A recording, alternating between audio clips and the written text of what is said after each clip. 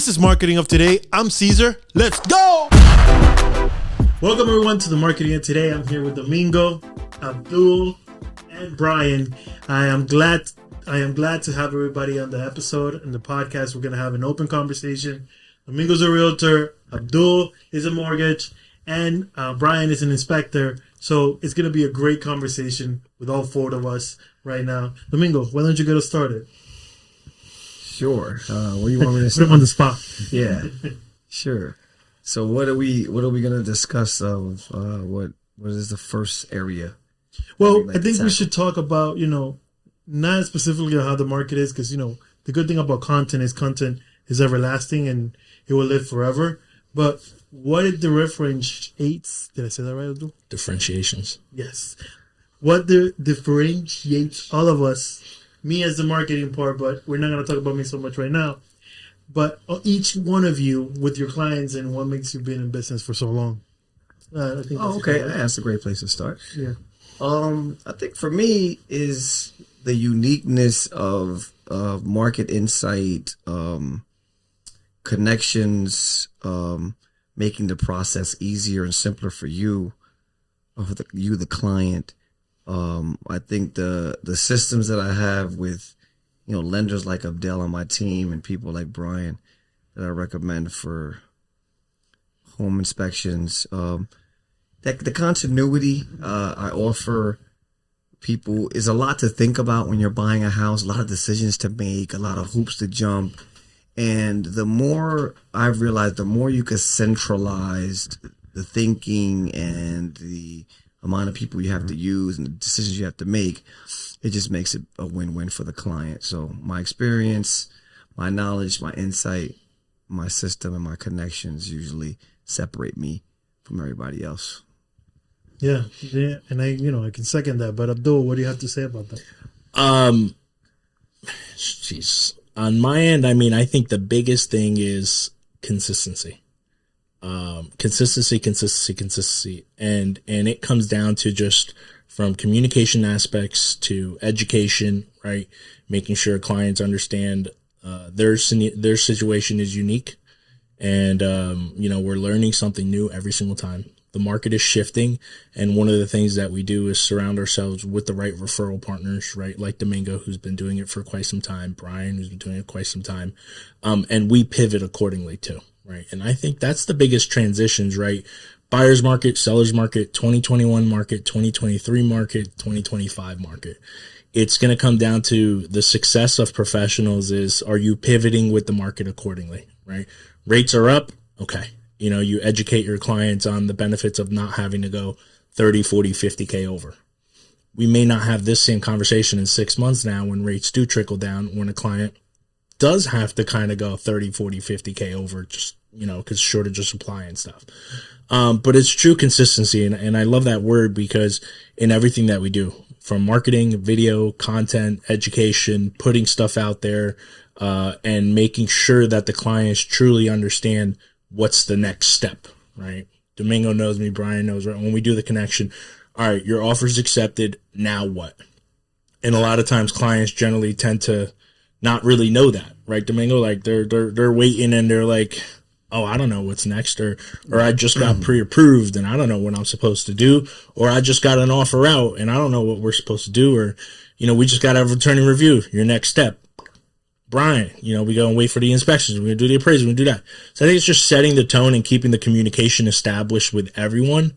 It just allows us the ability to stay and pivot within the industry. So, yeah. So Brian? Yeah, I think that, like you both said, consistency is a big deal. Offering a certain amount of care to the process as well. We try to treat every house like our grandmother's buying it, right? Like, I want you to know that, I'm going to do a thorough job no matter what. And not only that, but I'm going to deliver the message in a concise way that you can understand. Because the whole purpose of this, when people buy a house, it's the most expensive purchase they're ever making in their lifetime. So you really have to treat it as such. They're trying to set their family up in a certain way, and you want to make sure you're falling in line with that, right? I want to make sure that they understand the defects that I'm finding. I want to make sure they understand the severity of each thing, or if something can be handled by a handyman. But I want to make sure that that message is delivered in a clear manner so that they can make an informed purchase. Yeah, and your reports look dope too. I appreciate that. Yeah. Yeah, because let me just speak a little bit into that. Because there is a big difference in something that a handyman can handle compared to something that's that's bigger than that. So I think that you're listening to this and you're a new buyer and you kind of don't know much about construction or what have you, and a lot of people get really nervous or worked up about a home inspection because it has a lot of things on it. The thing about those reports is that his job is to point out everything and the potential of it and the lifespan and all these things just for you to know. And I think that the clarity there is what he's saying as far as, is this a handyman issue or is this something bigger? And you got to separate the handyman stuff from something bigger, because once you own a home, handyman stuff is all the time. Oh, yeah. There is no such thing as having a house. I don't care if it's brand new. I don't care if they built it right now. You're still going to need a handyman to keep the house together, because that is just the law of the land. That's the way it works. Yeah, I agree. And that's something I appreciate about working with Domingo is I think it's really important to build expectations prior to going into this, right? There has never been a house I've inspected, whether it was worth $10 million or $100,000, that didn't have some kind of issues, right? Yeah. So you should know that going in. There's going to be a list of things. It just depends on, one, the value of these things, to what's important to you personally, because in those recommendations, you can use it as a punch list. You don't need to necessarily get to all these things right now. The safety hazards are what need to be dealt with in a more time-sensitive manner. And I love, a quick plug, I love that his reports, he puts the safety issues in red. So right away, look Boom. At these, in a giant report with a lot of pages, no one has time to be looking through a giant report when you can just go right to the red stuff and get it. That's one thing I do appreciate about it. Well, thank you. Color coding is important, I think, especially I'm serious, as a buyer, as a mortgage guy, you know this, right? You're trying to collect all these different documents, and they're on the other side of this. You're doing this from an experience standpoint. You're doing this, Domingo, from an experience standpoint, and they're kind of at the mercy of the process unless they're an investor and have done this a lot of times. So the last thing they need to do is sift through this information and not be able to digest it and be like, what am I even looking at? And that'll honestly make all of our jobs easier in the long run, because if not, we're all fielding phone calls about what does this mean? Right. Yeah. No, I agree. What's important, what's not. It's important too. I love, specifically with your reports that are clear and concise, we're keeping an eye on that stuff because, from our standpoint, although we're not necessarily privy to that information, right? We don't need to see it. We do like to see it, because if we're prepping for an appraisal, right, and we know it's FHA and there's chip paint, cracked window, a missing handrail, right? If I see one more house with a missing handrail going down the basement, right? That's a good right? Yeah. But we know it. But if you're dealing with a newbie realtor who doesn't know, sure, and then we order the inspection was good, we order the appraisal, and then the handrail's missing, and now it's going to cost the buyer $250 as a trip fee for them to go back out to the property. Yeah. So we definitely appreciate that, because whenever we see safety, because if it's something that's big and major, right, and it's walking that fine line, we're going to be like, all right, it needs to be fixed in advance, right? Sure. Or Mr. or Mrs. Client, maybe this is not the right house, right? Maybe we need to keep it moving for ABC standards. So, yeah, I agree. And the experience, it comes through in the process with you guys and experienced realtors and mortgage people that I work with, because, like we said, building that expectation. If we're in a scenario where if one thing goes wrong, that client is now above their budget, and then someone's coming to me, why did this deal die? Why did you kill the deal? Well, I have a obligation to that client, so I'm not going to sugarcoat an issue. I'm also not going to make a huge deal out of something that a handyman can handle. Yeah, exactly. But that's the situation. So, something, you guys are bringing amazing points, and, the good thing about talking to 3 and 4th with me business owners is that I'm building a business.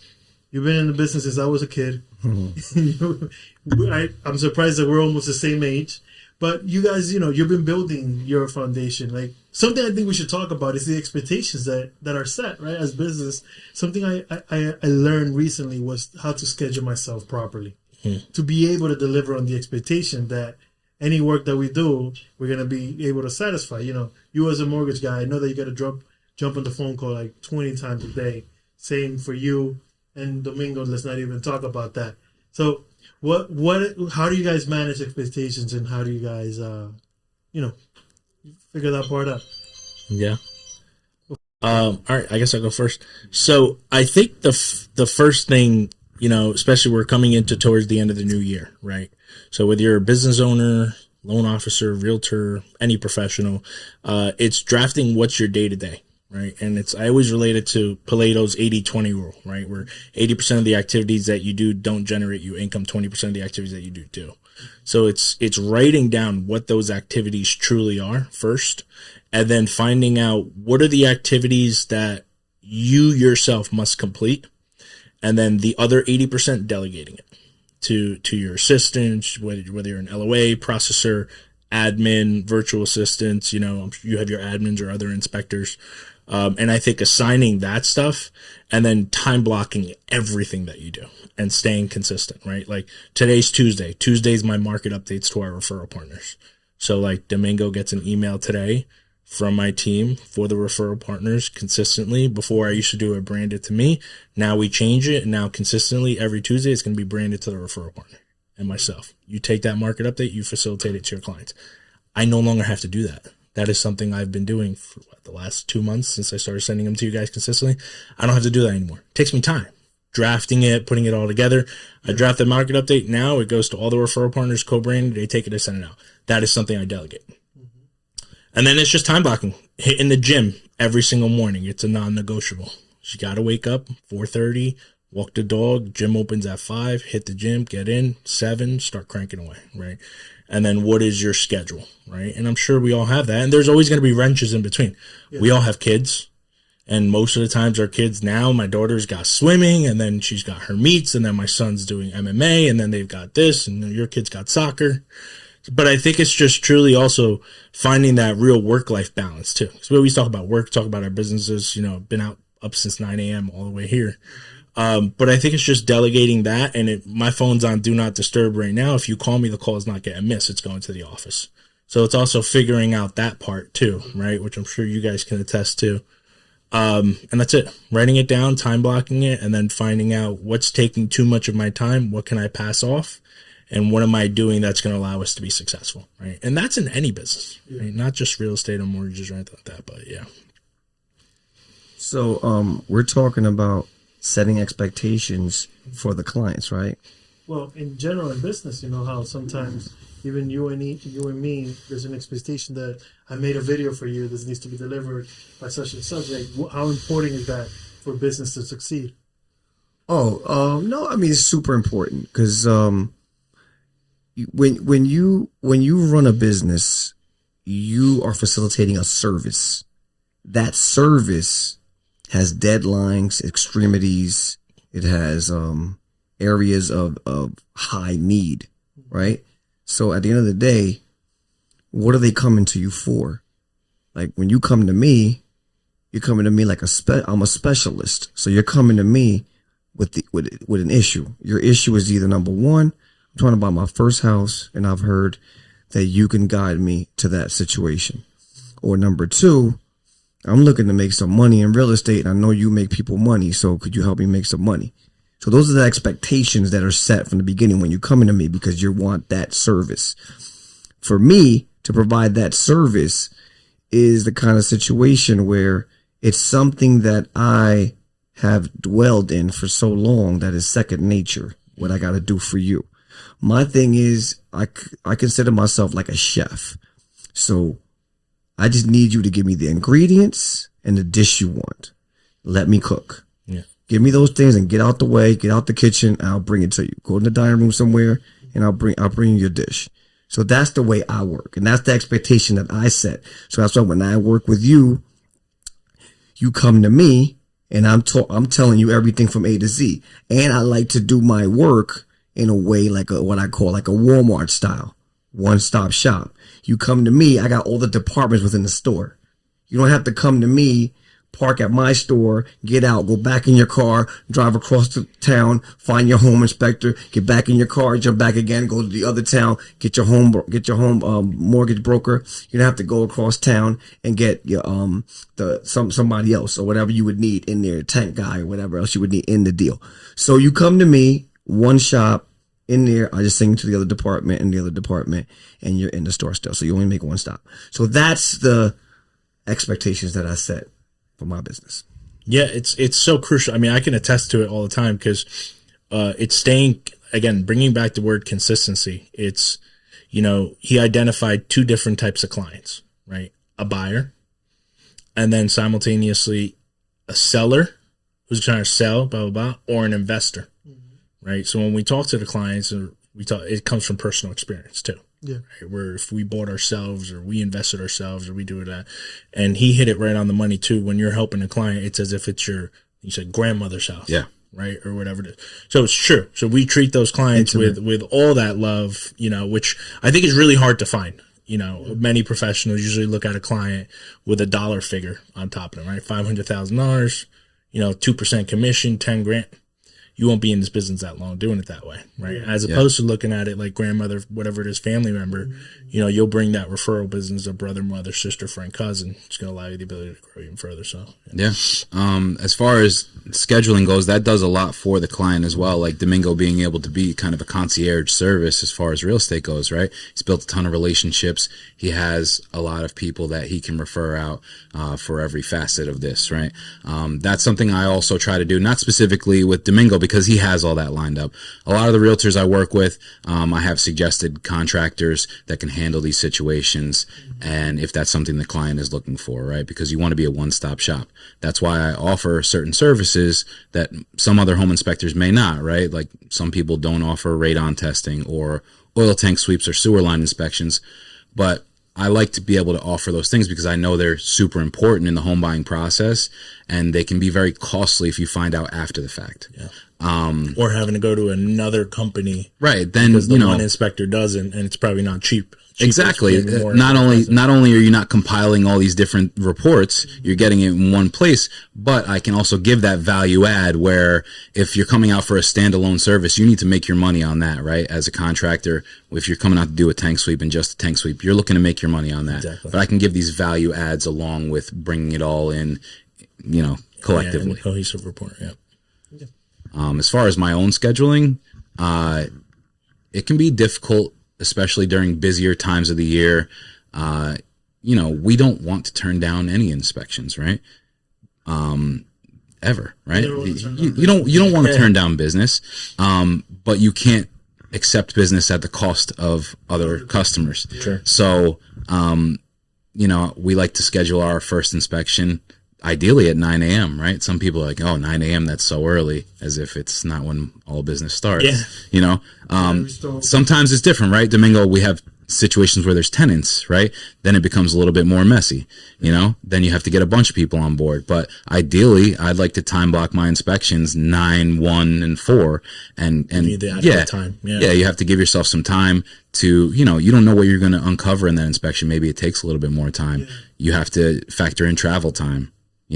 And then you also want a little bit of reporting time too, because who wants to come home at the end of the day and have, 3 reports on your plate that you're trying to get out by the next day, Same day, Exactly. So, it can become a difficult process if you don't handle the time correctly. No. Yeah. So like for me, it took me a little while to figure all that part out and know how to time block, how to schedule myself. Even when something you said, it was so important, I never accounted for was travel time. Sure. And, the fact that you can lose so much time in traffic, and then it's like, oh, I'm late. For you, you're like, oh, I'm late because of traffic. For the client, you're late because you didn't. You should have took it into consideration. Yeah. Exactly. Right. So it took me a little while to learn all that, and from there now, I'm always on time. Most of the time, I have right now a 95 when I used to have a 50-50 chance. So today I'll make it, tomorrow no. Yeah. Yeah. I also figure out, like you, when you get home, I have the same thing you do. Yeah. Where it's like you did all this work during the day, But when you get home is when you have to sit down and Right, you have edit all your editing. Yeah. and finish the product Sure. that you went to film. So it's like you also have to schedule that time. Right. I never did.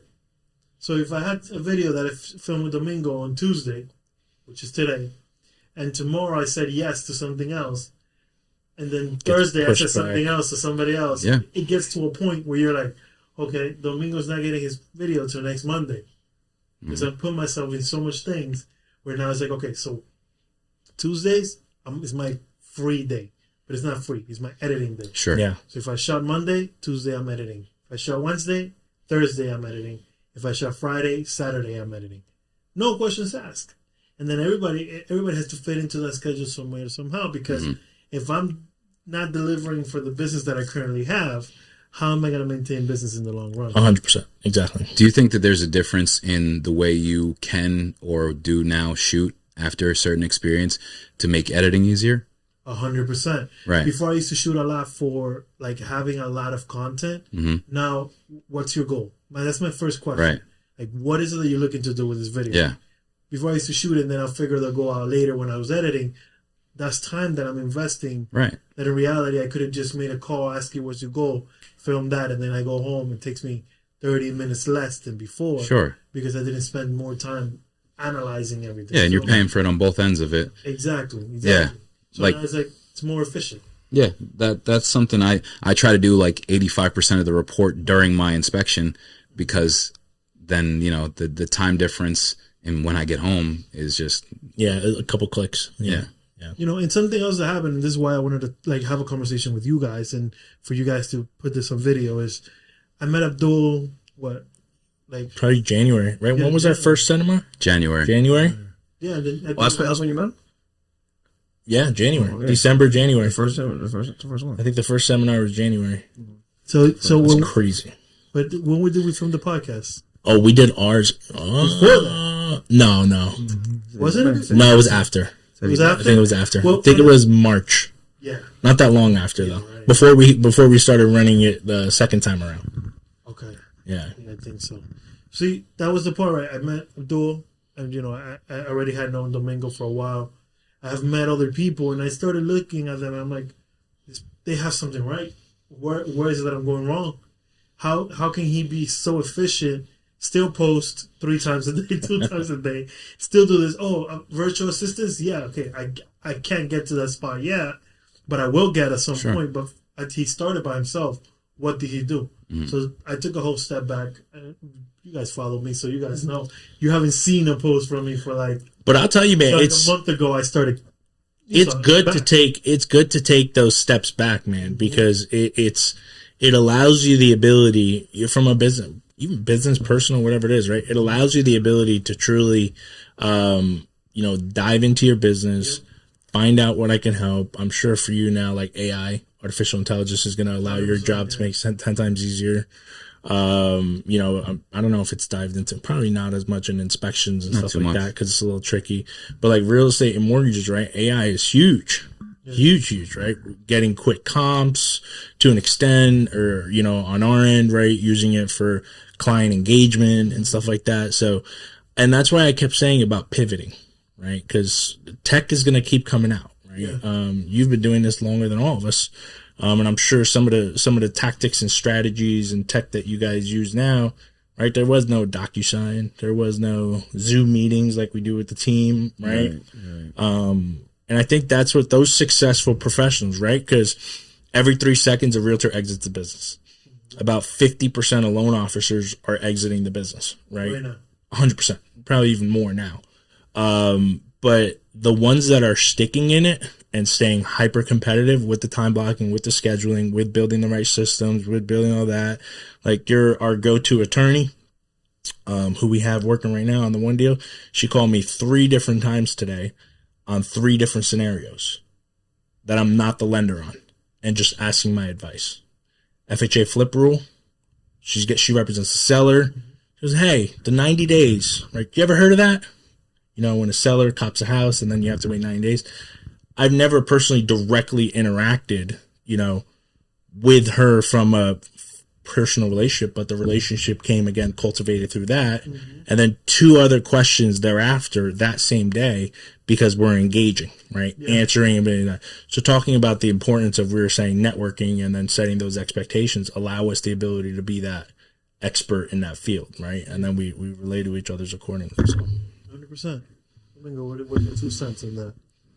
As far as what what do you add on to, as far as what part of it? Because there's a lot to that. I mean, I can go any part you want. That's, you know. No, what do you feel like, you know, because here again we're approaching this in an angle where anybody can look at this video right now and say, okay, so what do I need to take home? And for me, it's like the first time I talk about it in a group, but it's something I like to talk about with my team every day, because I got 2 people working with me now. It's like, if we don't time block, if we don't stay in the systems that we created, so right now, for example, me, I got 3 months worth of content saved. So I'm filming this is because of the podcast. This is a separate thing. For my business, I got all the content that's going to come out in the next 3 months. For the podcast, I'm trying to get to the same thing. So I don't have to deal with any of this. Everything's scheduled, goes out by itself. Boom. Like you were saying about AI, right? We were thinking about, okay, so let's create scenarios where the videos that I make become the script for the AI. So we set up the system. Okay, so we made this podcast. It's about 30 minutes long. In that conversation, we talked about this, that, and the third. Now, create an email that I can send out to everybody, essentially with what we talked about and the link for them to watch it. Yeah. So now it's like something that would have taken me hours, 15 minutes, I'm done. Yeah. With the AI systems, you know, it's like, how are you adapting your business to the new systems that we have today? Okay, that's where we're going with it. Okay, got you. So for me in that regard, you know, I've been having to reinvent myself over and over, right? And I'm always trying to see, my thing is, I'm always like trying to be way ahead of what is there, because I've always had this mentality like, by the time, I'm always thinking so ahead, because by the time that actually happens, I've already been in front of it. So like right now, I'll give you an example. Right now we're in November. My brain and my business is in January. Yeah. Right now. So why everybody, because November is going to happen. Right now I'm going to go through the motions. I'm going to do all this stuff, right? But right now in the background, I'm preparing myself for the new year, because now in the new year, what happens in the new year, right? Everything starts from zero. Right. Everything starts from zero.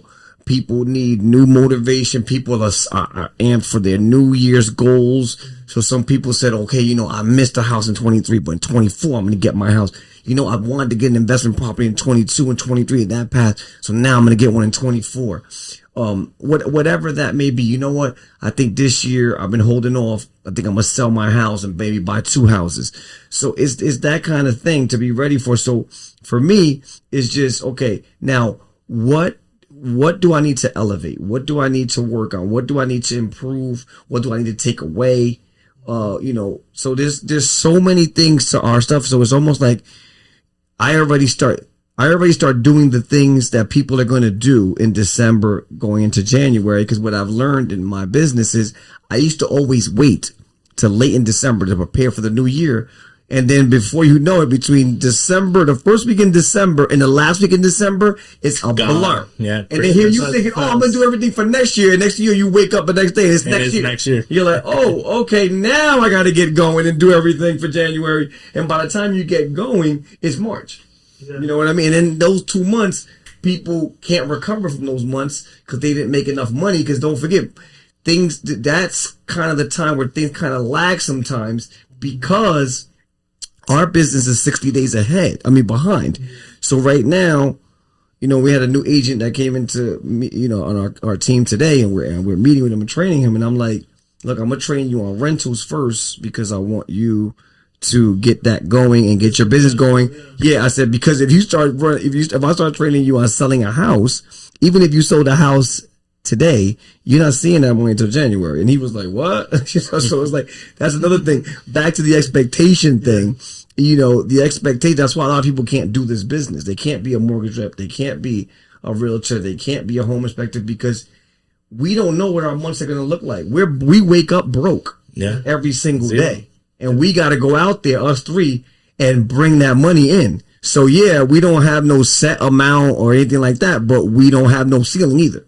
You know what I mean? So we're comfortable with the fact that it's not a ceiling, and we're comfortable with the fact that we know if we're diligent, we're consistent, and we're showing up, and we're making lead, and we're networking with other people, other professionals. We're giving out a good service. We're doing a good thing. We're letting people know about it. We're all on social media. We're all doing those things. If you keep doing those things, your business is going to prosper at some point. And it's just a matter of you doing those things and not checking it. That's the part that I see so many people make mistakes, right? They want to get the results. Right. So it's almost like going to the gym for the first week, and then you go home and you're confident. And then looking like Abdul. Yeah. Not only want to look like Abdul, but they want to see what's happened. Like, damn, I don't see no difference. Like, you shouldn't be checking like that. It's almost like you buy a stock, and every 2 weeks you want to check, where is it? Is it up? Is it down? Bro, you buy a stock, you buy a house, you working out. Just do the process. Go through the stuff. It's gonna take a world of its own. It's gonna take care of what's gonna take care of. Everything takes time, and I think that our expectations of that is very key to how we proceed. Like for me, I built my business for the long haul. That's why I'm still in business. I didn't build my business for the year I started it back in 2000. I didn't build my business for that. I was already working, on 3 years later business. I was already working on, what I was going to put into my business. I was already doing things because people come into this business. Oh, what do? Oh, I do expires and I do for sale by owners. And I try those things. I didn't like them. I didn't like dealing with for sale by owners. I didn't like dealing with expired people. I don't like fishing in crowded lakes. Yeah. You know what I'm saying? So I want to go to my own private lake and I want to fish over there. And then it might take me a little longer for it to bite. But when they start biting, guess what? Those are my fish. So that's the way I've always kind of like moved my niche. I've always kind of moved my business. I've always kind of prepared my business. I've always been doing, and another thing is I always try to do a number of things. I don't like to limit myself. Like people like doing 1 or 2 things for their business. I'm always looking, what else can I do? Yeah. What else can I do? Who else can I market with? Who else can I cross market with? Who else can, what else can I do that will inspire a client for my business? And once you do that all the way around, you'll be like me. Your phone will never stop ringing. People will never stop looking for you. But obviously, you got to have the integrity behind that. You got to have the business ethics behind that. You got to have the workforce behind that. Like you got to be willing to work. And a lot of people, what I'm seeing, and from my point of view, I'm seeing a lot of people who don't want to work. Agree. You hit it right on the money. I mean, work ethic. Yeah. Like that's the reality. I mean, thinking 10 steps ahead requires work ethic, right? And, none of us, I always say, right, in second grade walked up in show and tell and said, we want to be a home inspector, right? Or a mortgage lender, right? Or a realtor, right? We came into it in various aspects. But, and then it's business planning, right? You talked about it. Like you're planning now because we know rates are going to drop if they do or they don't. And if they don't, people still going to buy. And we're going to cater to them accordingly, whether it's advising them on, rates or advising them on 2-1 buy downs or advising them on a lot of different stuff. Or we're going to deal with clients who, they need a 203K. And we're going to put them in a 203K, which is going to open another window of referral partners, not just with our go-to inspectors, but with a contractor. Yeah. And then we're going to work with a contractor, and then we're going to build to that. So I think it's super important like that, right? And when we work too, like a conversation that I pick up with a client, it's so true, right? If a deal goes under contract, right? We just went under contract on a deal yesterday. I don't know when it's going to close, to be honest. It could be 30 days, 60 days.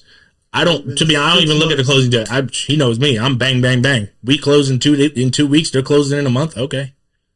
We're ready to rock, but I'm not even thinking about that paycheck. Either. And that's the art of it too, man, is that, when I talk to my loan officers, we have 7 of them now. I had 16 last year. Cut it down, sliced, you're dead weight. And I tell them, you cannot look at a client, and I said it earlier, as a dollar figure, right? Because we just did a deal in Texas, 1.6, right? do the math on the commish. But then we also have another client who's a $300,000 home. If I look at a client as, all right, 2% on a 1.6 or 2% on a 400, by second nature, we're humans, you're going to want to show more attention to the 1.6, which is wrong, right? It should be equal. The same type. I just look at them. This is your contract. You're purchasing a home. I'm going to make sure you're getting the best possible scenario. I'm going to make sure you're educated. That 1.6 in Texas was my first ARM mortgage ever, my entire career. I was personally just never a fan of them. Margins just never made sense. The client's got a 699 credit score, so credit score was light on a 1.6. And for him to lock at a 30-year, it was like a 7.9, paying 3.5 points, which you can't. You can only pay 3 points. So I had to eat half a point. So it didn't make sense. Yeah. So then I looked at it, and I'm like, what am I going to do with this dude? So then I'm not thinking for the money. It's going to come. I put him in a 10-1 ARM. 6.75, paying only a point. Huge difference, right? But I didn't look at it as the deal just closed. We made, $25,000 for it.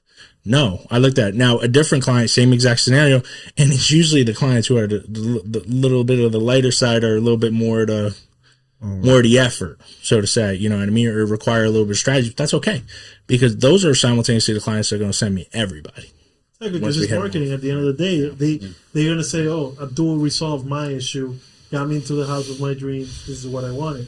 Yeah, and that's what we got.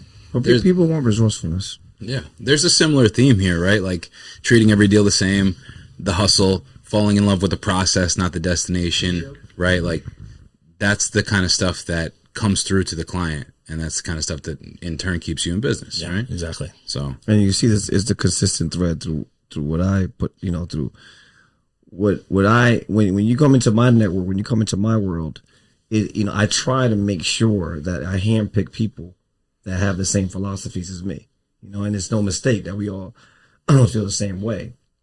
We all hustle the same way. We all feel the same way about the client. We all feel like, I'm the same way with Abdel. I don't care. I remember when I used to sell, $50,000 houses, and then I would sell a house for $250,000. I still was treated the same. The $50,000 house that was only making a couple hundred compared to that one I was making a couple thousand. It was to me. I'm a volume thinker. I don't think about when you think small and you're counting it and you're looking, and that to me throws me off. I can't work like that. I got to work. I got to have the same exact drive and everything for everyone, because my thing is to make sure everyone gets to their destination, their goal. They came to us for a service. Yeah. They have a problem of some sort. The main thing is solve the problem, no matter who or what does it. Yeah. Yeah, because sometimes you think about your personal goals before the goal of the client, who you don't know if you can get 5 clients out of that person and 0 from the person who you thought was part of your goal. And usually what happens is that's exactly what happened. Yeah. Is the client that you not purposely, but may necessarily be like, I don't think I'm gonna see anything, and that's the client that's showing you the most love. Yeah, it's so true. I'll tell you a story. You mentioned a $50,000 deal. I got a phone call like 7 months ago. A NYPD police officer wants to buy an investment property in Detroit, Michigan. Nobody gave her the time of day. She found me on Google. She called, blah, blah, blah. Yeah, we do a lot of clients online. Found me, called. She's like, $60,000 deal. She goes, no one's giving me the time of day. I'm like, let's do it. Let's rock. 13 days, closed. Nice. Start to finish, in and out. My branch was never directly licensed there. I hit it off real well with the buyer's agent and listing agent. We opened up a satellite branch down there. For the last 6 months, we closed 17 down there. Oh, wow. Small. 50,000, 60,000. You could cop what is the deal? You could cop a 2-family out there for like $150. Cash flow too. I mean, it's not the greatest of areas, but you don't, a few of the podcasts I was on today, you don't buy a property right now in this intentional interest rate market, right, where rates are a little higher. From an initial cash flow perspective, your cash flow is going to be lower, right? The cost of borrowing is just higher, affordability is lower. Looking into the future, when you're buying it for appreciation, right? That's a whole different ballgame, So, but that goes to show you again, giving that client the time of day of 60,000 eventually led to closing all those transactions. So, opportunities, you see opportunities everywhere. So, guys, thank you for being on the podcast. We've been here for a little bit. Any closing remarks? Domingo starts here first. Okay. No, it's just it's amazing to be able to discuss business. I'm hoping that people, attitude is a real big thing when it comes to running a business, running your business, or you going into business, because your attitude sticks out a lot. And I think that when you have the attitude that a $60,000 deal is no good for me, you end up paying more than what you would have got out of it, because you don't know what's on the other side. Yeah. Right. So the fact that he took the chance and said, let me do it. See, the thing is, because it's a lot of us it's what's driving you. Like, that's what you got to look at people when you're doing business with. Like, right away, you got to see what's their drive. Because if your drive is everything is about money. Yeah. Oh my God. But that's why I talk to some agents that are starting in the business, and they'll be telling me, I don't want to waste my time and go into a house. And I'm like, when you first start in the business, like, all you're going to do is waste time. Please don't look at anything about as far as a waste of your time. If you're doing business, right? Okay, the person didn't buy the house. That doesn't mean you wasted your time. It's an investment. You're investing into that client. That's the process. That's why Brian was bringing up fall in love with the process. That's the process of starting out. You're gonna maybe go through 100 showings that they don't say no. The 101st, he bought the house. That's the only one you're gonna really be caring about. That's the only one that you're concerned with. Yeah. So if your attitude is of this thing where, and if you notice, is that people, a lot of time, I almost see it side by side, where it's people who don't seem to achieve any type of success, who always have the attitude of their time being wasted, or them going to fail, or it's not going to work out. And that's your attitude. Like, if your attitude is there, your energy, your attitudes first dictates the energy, because your attitude's off and you're like, I don't know what's going to happen. And you care so much, it dictates into your energy. Your energy flows over to them. And then the other person picks up on your energy. And that's why a lot of times you don't end up doing that deal. Whereas for people like us, that we have the attitude like, okay, we had to come do it anyway. We were coming to show you the house, whether you took it or not. It's no problem. We'll find the next one. That attitude that comes across them, like, these people care about me. Yeah. People give a darn. They didn't, you know what I mean? Because it comes across. So I think that if there's one area that a lot of things goes under the radar, and I know, I've done a lot of studying, I've taken a lot of courses, I've read a lot of books, and a lot of stuff one of the parallels in all of them is one of the very first chapters in a lot of these books or these classes, always your attitude. Like, are you accountable? Are you willing to accept the blame? If you're a business owner, you're always at fault. Always. The fault is yours. The customer is never wrong. It's always you. And it's funny because I won't say the person's name, but I had a client. Cousin Pepe, you say Pepe. Yeah, right. My cousin Pepe, I was talking to him, and he was saying that he had a situation with one of the clients that I recommended to him. The client had a discrepancy. The person, I tell them, I said, I started off with the premise that, hey, the customer's always right. And the person was like, no, the customer's not right. And I'm thinking about, okay, that's your attitude for it. Forget about it. Game over. You're right, they're wrong, forget it. But that's just the moral of the story there. Have your attitude in check when you're in business. Know that most of the time, you're not going to get stuff all the time. Everything is not money driven. You don't need to, everything needs to be how much you're making, how much you're getting, what you're getting out of it. This whole thing of that notion, because when you do that, the money runs. When you don't really do that, the money just comes to you, pouring to you. So it's like the opposite effect. So you got to know what you're doing there. And then most importantly, I just see that a lot of people just feel like either they're entitled, but they almost feel like learning is like this thing that this odd thing, right? This thing, like, we all are learning creatures. We're all learning everything. Like, the thought process that you're too busy to learn about your business, about your growth, about your marriage, about your friends, about whatever you want to get better at. That notion to me is unbelievable, right? So I'm always teaching myself. I'm reading. I'm in seminars. I'm this and that. And that's why I thought of the idea last year to host a class, because I know a lot of people need to learn. And you know what? The people that need it the most aren't even in the class. The people that are in the class, they're the ones they already kind of know, and they want to know more. And they're in the class. I'm thinking, why are you in this class? Yeah. When there's so many people out there that don't know anything, that are dying to buy a house, dying to know, but they don't know nothing, and they won't do anything because they don't know anything. Yep. And they won't go somewhere to learn the stuff. So where are you going to advance there? So that's what, if I'm going to leave you with anything, I'm going to leave you with, be a student, man. Be ready to be a student. Be ready to know and learn and get better at whatever area you want to do in your business. I agree 100%. That's the thing. You just hit it on the nail there, because everybody says, you were saying that people walk out 50% of your office. Yeah, is out. 50% of mortgage lenders are out the business. Even, and then realtors every 3 seconds. Right. Soon to be 2 with this NAR suit. So imagine that if you just educated yourself and stayed the course, right? You still be in business. Same thing in mine. I see people walking out this business all the time. What about you, Abdul? I mean, takeaways, we mentioned doing numerous activities, which is big, right? So like some of the home buying seminars that we did, I don't think we saw a client close until 5 months into it, right? About 5 months into it. But we still banged out. 5 months. Yeah, 5 months of that. I think we were doing 2 or 3 in between. So about 10 to 15. And then after that, we closed, I think, like 3 specifically from the seminar itself, right? So that's a big thing, right? So the activities that you're doing. So there's that. It's understanding that you're going to have to do, if it's from a professional industry, right?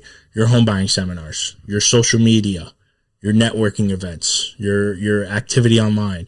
We were talking about taking coaching calls, right? Taking coaching calls, reading, being around your family. I'm about to hit 15 years with my wife on Monday. So thank you. So being around that, letting them know what you do on a day-to-day and supporting you and stuff like that, and getting them involved in that, because that's who we work hard. I mean, at the end of the day, sure, we love helping clients, stuff like that, but we're there also simultaneously to make sure our family's taken care of. We're making sure all that stuff.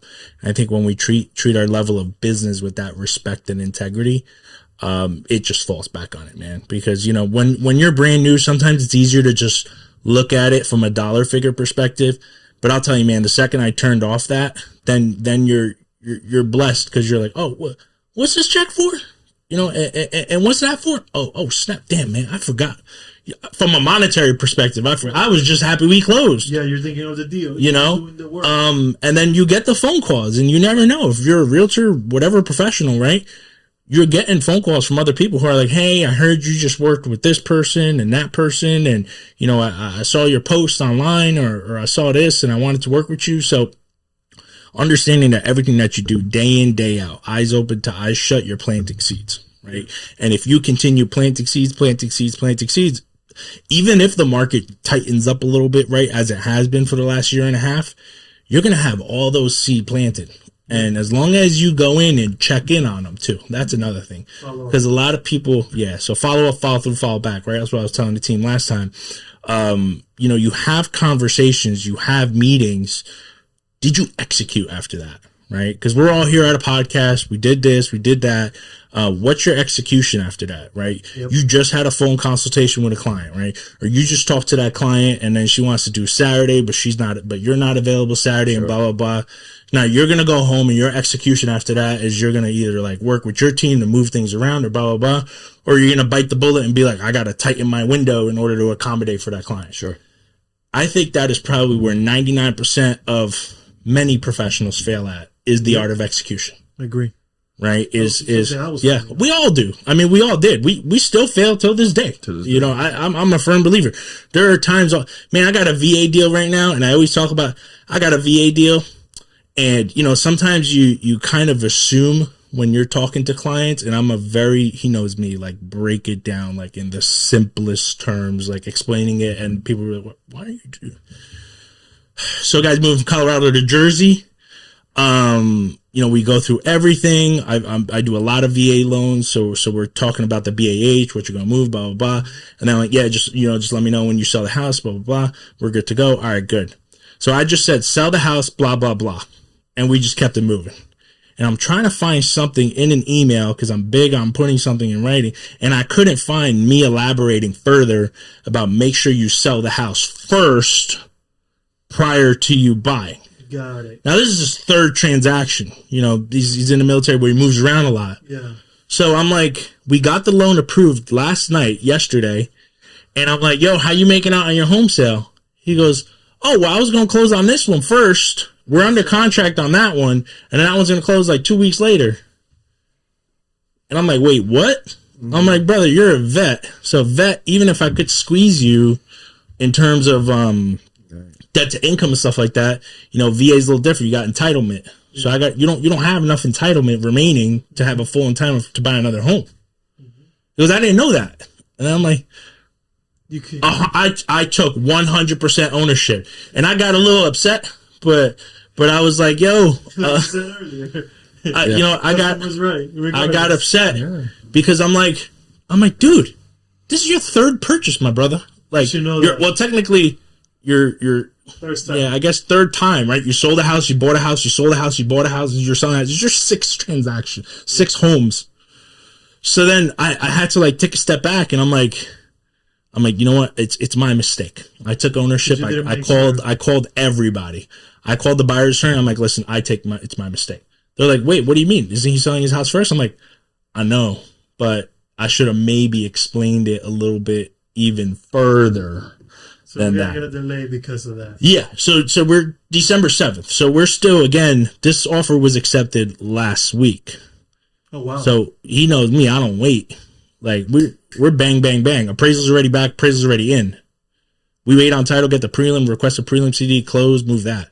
So we're not finding that out 30 days into a transaction, 45 days. We're finding it out quick. But it's a prime example of I made a mistake. I should have probably explained it even further. This morning, I'm emailing every single deal that has a sales.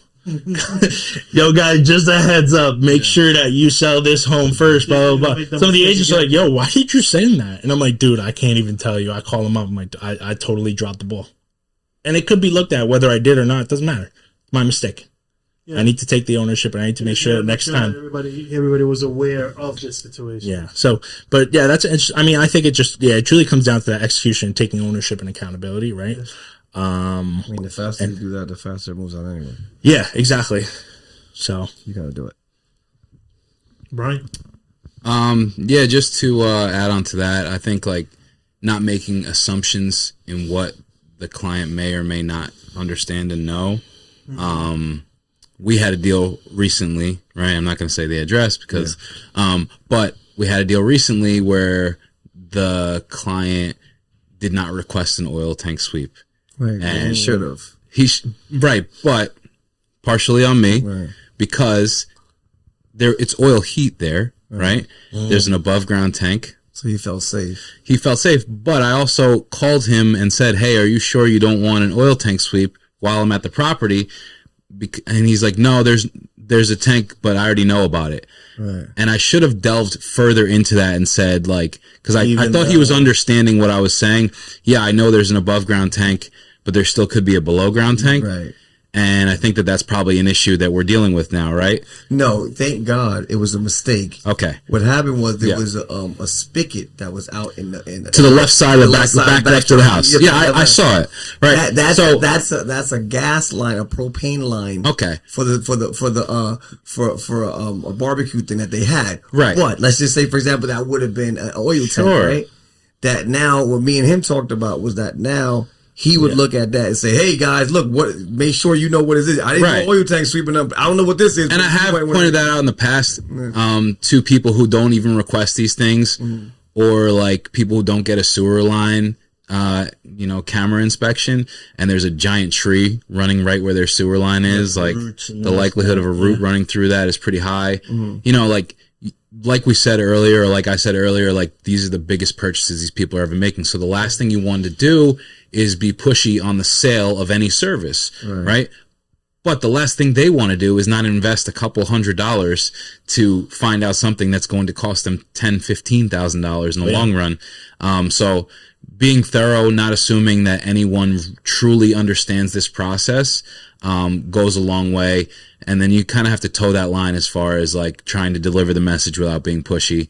But falling in love with the process, like we said, being a good person because you attract what you put out into the universe. I'm a firm believer in that. Absolutely. And people want to work with people that they enjoy and like, right? So the more you put out those positive vibes and good energy, the more you're going to attract the same kind of like-minded people, which is kind of why we're all in this room right now, right? Yep. I love it. All of us. 100%. Well, everybody, thank you so much for listening. You can follow everybody. Their social media has been placed on the profile. Thank you for subscribing, liking, and commenting. Let us know what you think. If you have any questions, they are always available to answer any of your questions. And thank you for listening to the podcast. Peace.